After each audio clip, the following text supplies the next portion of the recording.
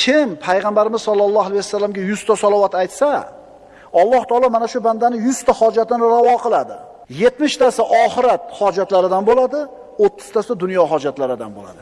Kunda bitta hojatingiz ravo bo'lsa, o'zi qanaqa xursand bo'lib ketasiz-a? Ertaman chiqib kechgacha yurasiz, bitta problemangizni hal qilib kelsangiz, bugungi kunim yaxshi bo'ldi. Bitta problemamni nima qilib oldim?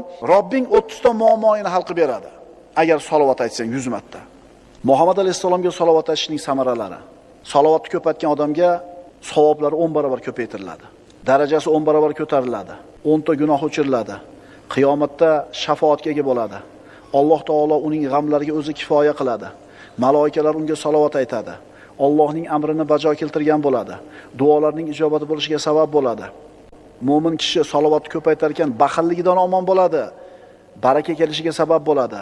Qiyomat kuni bandani qadami sobit bo'ladi. Allohga yaqin bo'ladi. Dunyo oxiratda maqsadiga erishadi.